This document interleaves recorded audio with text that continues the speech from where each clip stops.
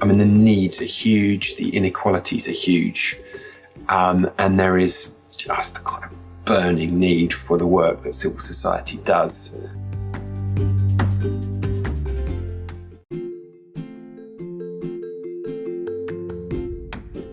Do the giving very thoughtfully, thinking very much about how you build strong and long-term relationships with organisations, how you make really good quality decisions, how you open yourself up and be very transparent, how you really root yourself in the sectors that you work in.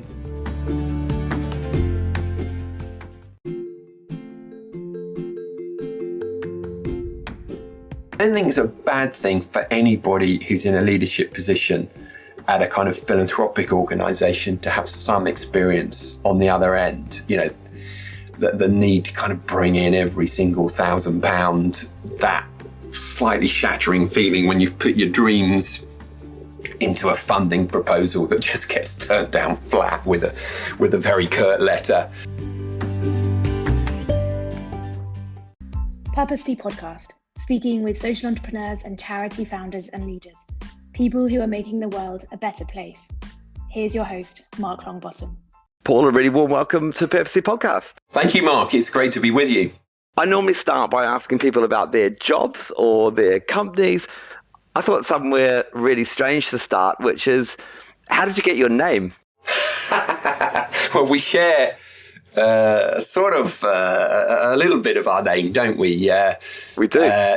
Yeah, well, it's a Lancastrian name. So it's got a kind of proud history up there. I think it derives from kind of Sheep Valley, but when I was at primary school, I was much mocked and derided for it. But I've come to grow into it and quite like it. Actually, it's distinctive, at least. It's interesting because my name's from the same part of the world, and I think it's kind of helped to find me. Has it helped to find you? Did it lead to some sort of early bullying, but then became, like you say, a unique part of who you are? Yeah, I think so. Perhaps it kind of leads to early resilience. I love the links to industrial Lancashire. That's where my family are from, and those kind of sturdy working class communities. So I feel quite proud of that.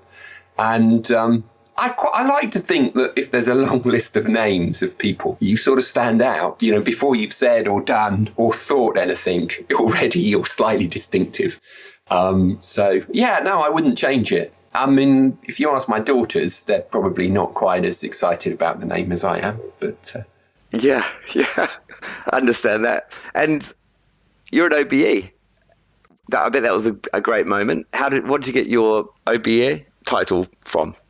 So I'm technically for services to charity. I mean, these things are strange, Mark, actually.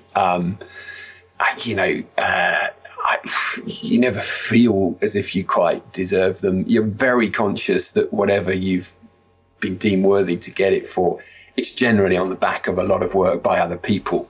But at the end of the day, it was actually quite nice to just take a chance to kind of reflect on friends and family who've helped along the way, and enjoy the day. I picked up recently at Windsor, actually. It was delayed because I was meant to pick it up in the first week of the lockdown, way back March last year, in London. And in fact, I've only just picked it up a month or so back. But it was a fun day. And in the end, I stopped apologising and just kind of enjoyed it, really. I could just hear that you feel slightly uncomfortable talking about it. And that part of it, I love the fact you do. And I predicted that you would. So apologies up front. But you're the CEO of the Wolfson Foundation. Tell me about what they do and what their mission is. One of the things I love about the Wolfson Foundation is the backstory. So maybe if that's okay, Mark, I'll just tell you a bit about the backstory and then dive into what we're doing now. So the backstory is that it was set up by a man called Isaac Wolfson, whose family came as refugees to Victorian Scotland in the 1890s. And so Isaac Wolfson was born pretty much into poverty, and through kind of force of personality and sheer financial genius built up a huge retail empire, but looked at the society that had taken him and his family in and thought that he wanted to do something to give back philanthropically. So in the 1950s, he set up the Wolfson Foundation, which right from the beginning, but certainly now, focuses on education and research, quite broadly conceived. We fund other organisations. And so from those kind of humble Victorian Scottish beginnings, it's an organisation which has given away, we've just announced actually in the last week, we've given away £1 billion, which is about double that in real terms. And we've still got an endowment that we manage of £1 billion. And so all of that funding has gone into organisations large and small, but generally with this undercutting theme that they're supporting education in society. So it's this kind of a story that I continue to find inspiring, actually. And how do they make their money, the Wolfson family? The money was through retail.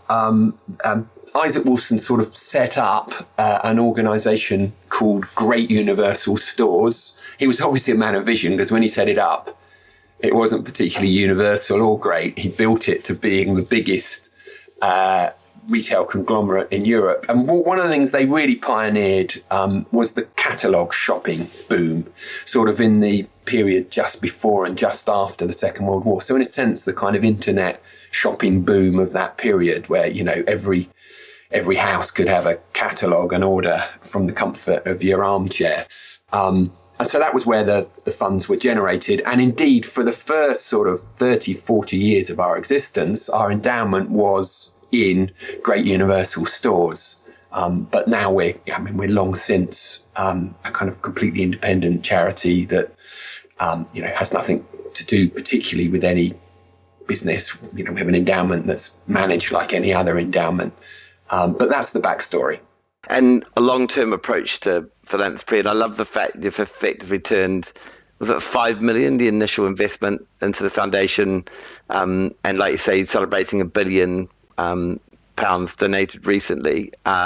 Real success story in terms of philanthropy, and added significant number of capital projects that have done good. Yeah, that's right. And I suppose that is the kind of power of long-term philanthropy. If you invest wisely, and hopefully in a way that's thoughtful and ethical, that initial, you're quite right, Mark, initial chunk of money that was about 5 million in the 1950s is a bit like the kind of golden goose that has kept on giving, or rather the goose that keeps laying the golden eggs. And so, the sum is £1 billion. And you mentioned the number of projects, which, depending how you calculate it, sort of over 12,000 projects, mainly helping organisations when they need new buildings or they need refurbishment, but a whole raft of different things over the years, as you can imagine. And I think one of the things that the foundation has tried to do, is for others to judge whether we've done this successfully, is to do the giving very thoughtfully, thinking very much about how you build strong and long-term relationships with organisations, how you make really good quality decisions, how you open yourself up and be very transparent, how you really root yourself in the sectors that you work in. A kind of humility is maybe an overused word, but a real attempt to be very humble and grounded and rooted in the communities that we fund. So that's been the other philosophy that sort of, if you like, sits behind the statistics, which can be a little bit overwhelming in a way. In terms of the foundation, and in terms of the recent challenge of COVID, did the longer term approach to philanthropy come under challenge, and with the shorter term? Because a lot of charities are just trying to keep the lights on, for example, and the part that you played in the response of COVID. Yeah, I mean, and it's a really interesting question. Now, at what point do you look at an endowment and think, well, here's a crisis, we've just got to spend, and we've got to get rid of the endowment? I think one of the advantages of having a very long-term view is that when you have a really significant crisis like we've had in the last couple of years, you can dig into the endowment. So, and also actually you can work flexibly in a way that, maybe government funding it's a little bit more difficult to act flexibly. So, and one of the things that we did last year, for example, is at very short notice, and to great credit of my staff team who worked unbelievably hard, we just pumped an extra £10 million of completely unrestricted funding into organisations and sectors that were really, really struggling at that point. As you say, existential threat to some organisations just to keep the lights on. So I think that long-term horizon is really, really helpful in being able to kind of flex, if you like, and to be counter-cyclical, if you like, at a time when organisations are really struggling for income, to invest more. What I argue against, and in fact I've just put a blog out this week arguing against it, is this argument that there's an ethical argument for every endowed charity to spend out. Because I think the advantage of having a long-term horizon is that when the crisis comes, you can accelerate your funding. You can't do that, of course, if you spent it all in the last crisis. So I think a long-term horizon has its advantages. It's not necessarily for every organisation. There are some organisations that are very targeted, very focused. They've got an endowment or philanthropic income and they want to spend it in a very targeted way, and that's great. But there is a counter argument for organisations like Wolfson that year on year just keep plugging away and then can accelerate a bit when there are real needs. Yeah, absolutely. And now moving away from Wolfson to focus a bit on yourself and a founder journey, really, Savannah Education Trust and your involvement in that. Tell us about that. Oh, thanks, Mark. It's the opposite end of the scale in a way from Wolfson, but what it does hold in common is education. And although philanthropy and the work that Wolfson does really excites me, the thing that, if you like, gets me out of bed in the morning is access to basic education in Africa.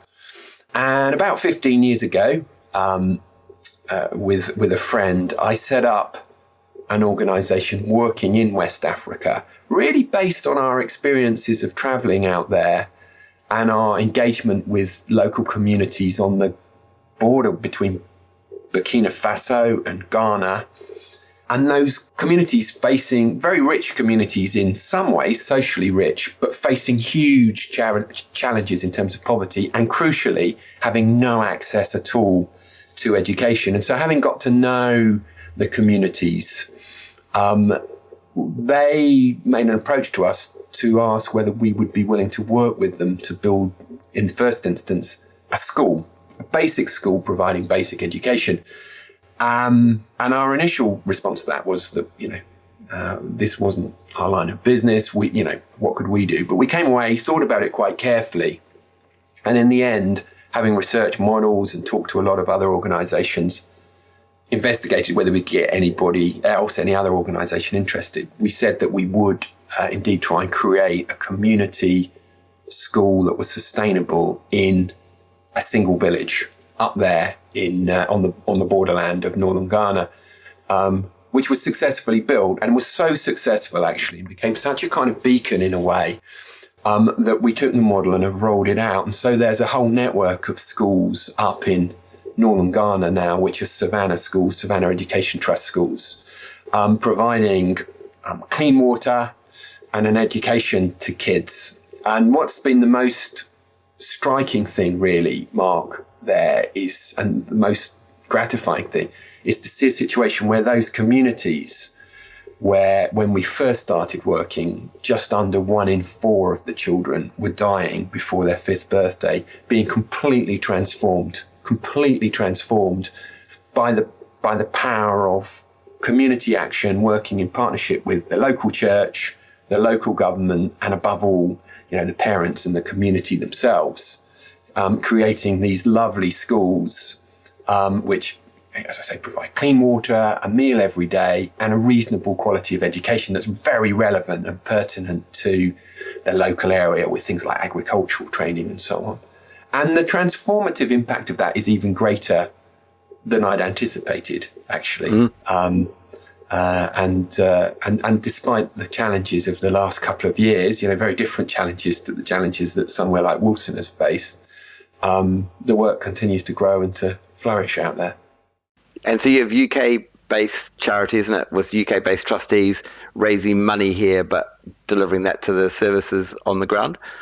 Yeah, so the division of labour is that the strategy is set with a kind of strategy team sat between Ghana and the UK. The role of the UK really is awareness raising and fundraising, and then the work is delivered on the ground by Ghanaians. So that's the model. But you're right; it's registered in the UK. And what's quite interesting about the model is that they are genuinely community schools. So the schools themselves are funded by government, but they are vested in the local community. So the local community know that they own them, and Savannah, in a sense, is the midwife, if you like. So that's the model which has been really successful, actually. And you haven't been able to visit Ghana in the last 18 months, I imagine, have you? No, my last visit was in 2019. That's a kind of personal sadness to me. In terms of the work, I don't think it makes, like all of these charities, if it needed me on the ground very often, probably something would be going wrong, but nonetheless, it will be very lovely to be able to get back out there again and sit around with the team out there. And also, of course, go into the schools and spend a bit of time with the teachers and the kids out there. So who knows when it will become more straightforward to shuttle around the world again. But interestingly, even in that very remote area, Mark, we're now having Zoom meetings with the teams out there. So, the video conference call is ubiquitous. It doesn't matter even if you're in the most remote and rural part of sub-Saharan Africa. It's still, you can't get away from them. You can't get away. You can't get away. That's right. Yeah. And what a lot of people might not know is you also had a stint as a trustee or a chairman of Mercy Ships.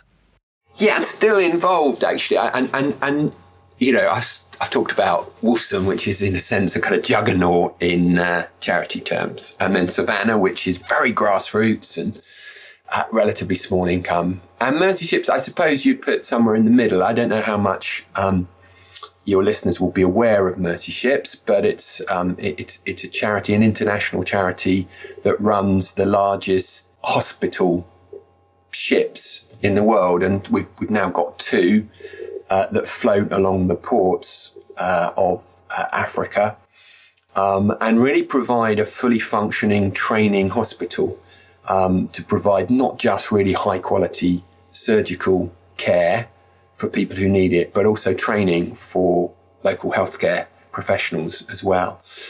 So it's a really exciting charity doing great work, and it's been a great privilege actually to be involved. I mean, I'm not a medic, but I hugely admire the vast numbers of volunteers and also local workers who sort of come together in a united nations on board the ship to provide hope and healing for people who just have no other options actually in countries, particularly along the west coast of Africa.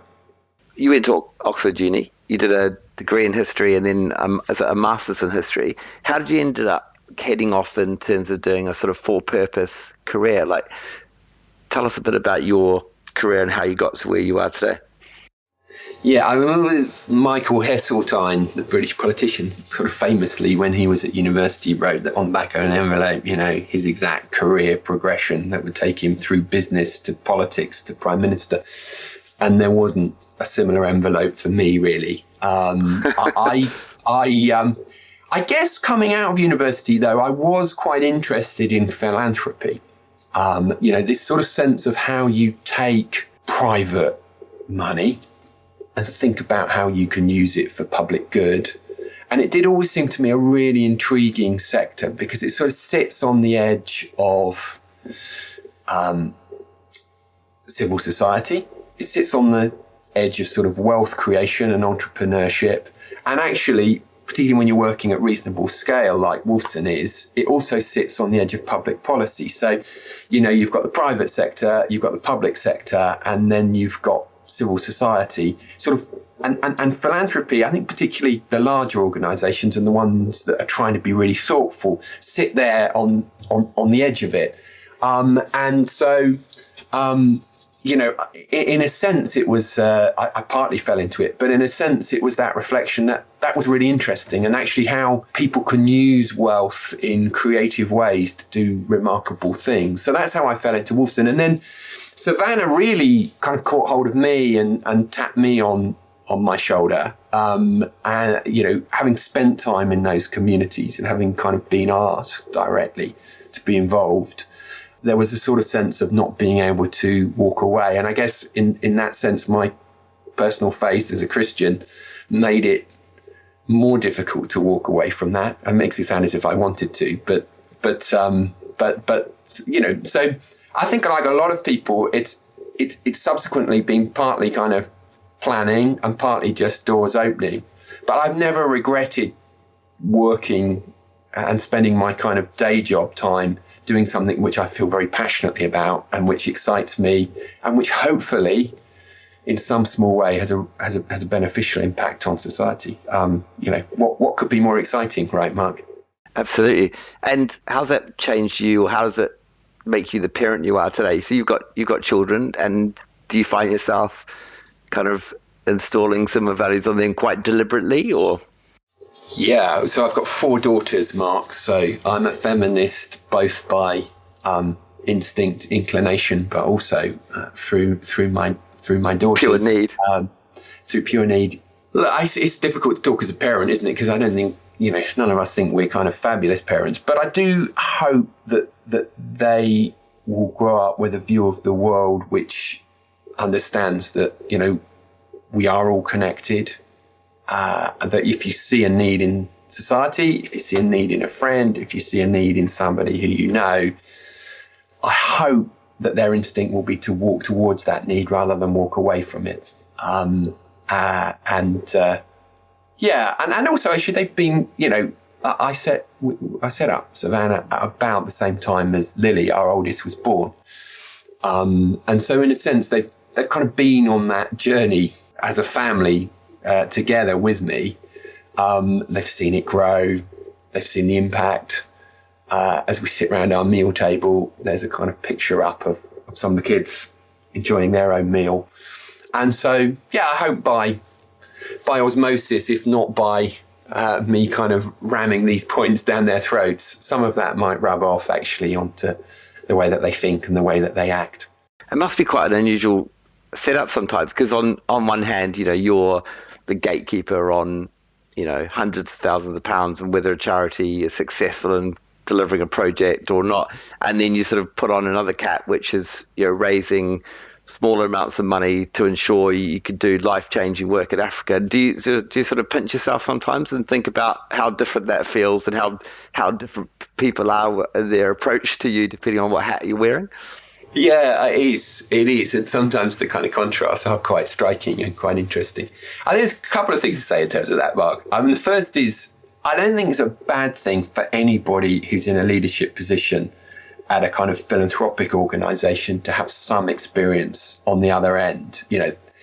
The need to kind of bring in every single £1,000, that slightly shattering feeling when you've put your dreams into a funding proposal that just gets turned down flat with a very curt letter. So I don't think it, and in fact, in terms of my senior team at Wolfson, I really encourage them where at all possible to kind of get involved in volunteering for frontline charities, because I think it does give you that perspective.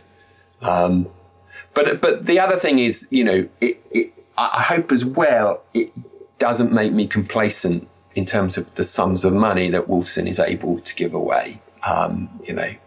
Last year in cash terms, we paid out 45 million.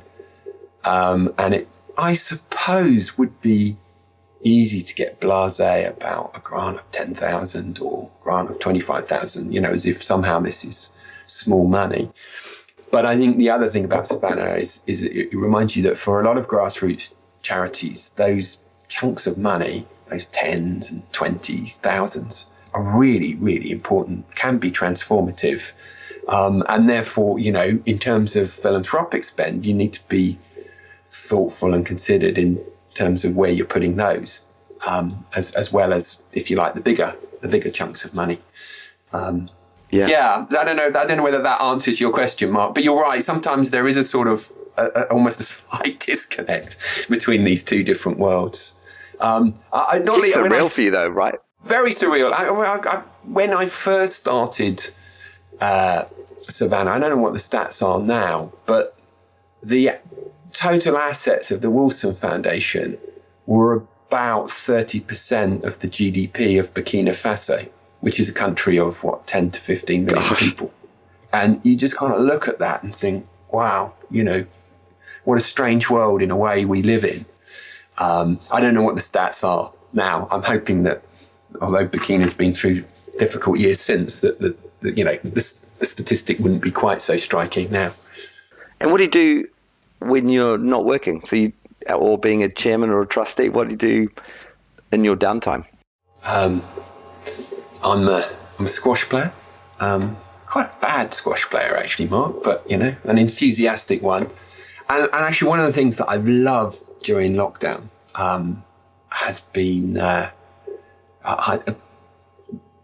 office. Wolfson office is up in London, but we're talking today. I'm down here sort of south of London, down in Sussex.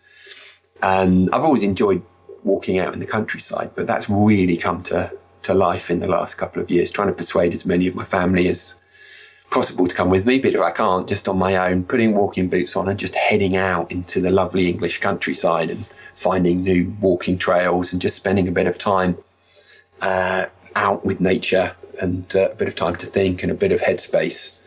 I can't think of anything nicer than that, actually, particularly on a kind of sunny spring day. I say that looking out my window on gloom and darkness at the moment.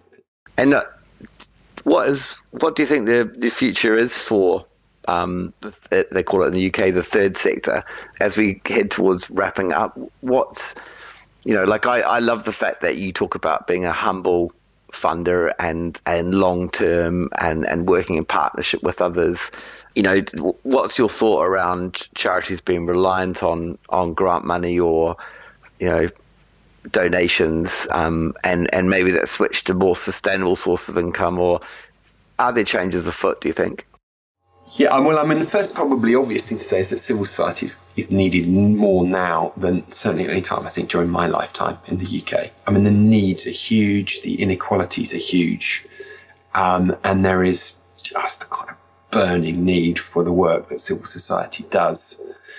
And I think it is healthy for the third sector to continue to have a balance of funding. Some will come from government, some will come from kind of earned income, but a large chunk will always need to come from a combination of fundraised sources, of which large institutional philanthropy will be a part.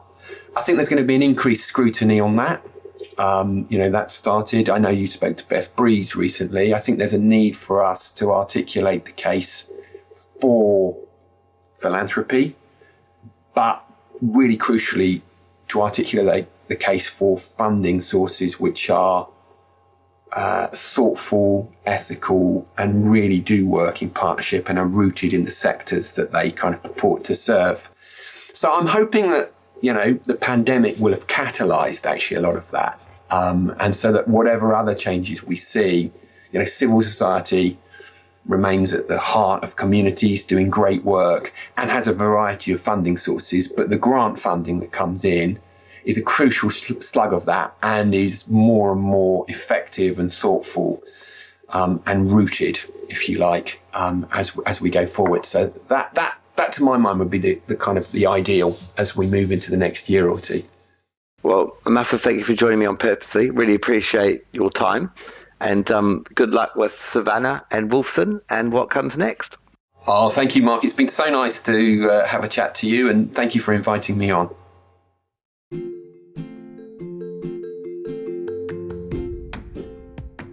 Thanks for listening to Purposely Podcast. Please subscribe and leave a review. I hope you like what you're hearing, because I sure do.